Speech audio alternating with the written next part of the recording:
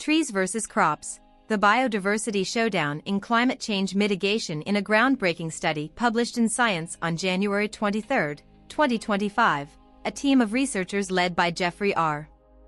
Smith from Princeton University has shed light on the complex relationship between land-based climate mitigation strategies and biodiversity. The study, titled Variable Impacts of Land-Based Climate Mitigation on Habitat Area for Vertebrate Diversity, explores how reforestation, afforestation, and bioenergy cropping affect the habitats of over 14,000 vertebrate species. Spoiler alert: not all climate solutions are created equal when it comes to saving the planet's critters. As the world scrambles to combat climate change, nature-based solutions like planting trees and growing bioenergy crops have become go-to strategies. These approaches aim to suck carbon out of the atmosphere, helping to stabilize the climate. But here's the catch: while these strategies might be great for reducing greenhouse gases, their impact on biodiversity is a mixed bag. Some species thrive, while others, well, not so much. The study focuses on two main effects of these land-based mitigation strategies: LBMS's habitat conversion and climate mitigation. Habitat conversion is all about how changing land cover, like turning a grassland into a forest, affects local species. Climate mitigation, on the other hand, looks at how reducing global warming can help species survive in areas that might otherwise become too hot or dry for them. The good news?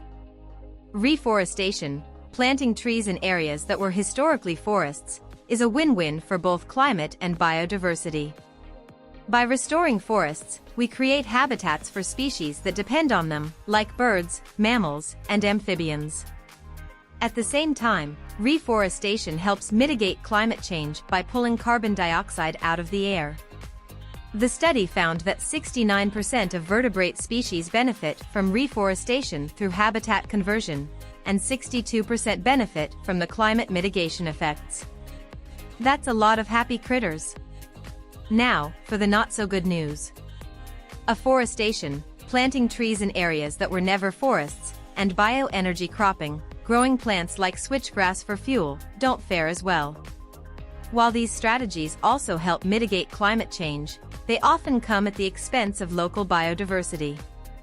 Afforestation can destroy grasslands and savannas, displacing species that rely on these open habitats. Bioenergy cropping, meanwhile, tends to replace natural ecosystems with monocultures, which are about as exciting for biodiversity as a parking lot. The study found that afforestation and bioenergy cropping often lead to a net loss of habitat for many species, even when their climate benefits are taken into account. In fact, in many cases, leaving the land as it is, whether it's grassland, shrubland, or savanna, is better for biodiversity than converting it to trees or crops. The study's findings highlight a critical challenge: balancing climate action with biodiversity conservation. While reforestation emerges as a clear winner, afforestation and bioenergy cropping need to be deployed carefully, if at all. The researchers suggest that policymakers and conservationists should prioritize reforestation in historically forested areas and avoid converting open habitats that are already biodiversity hotspots. Looking ahead, the study opens the door for more targeted approaches to land-based climate mitigation. By considering both the global climate benefits and the local biodiversity impacts, we can design strategies that truly benefit both people and the planet.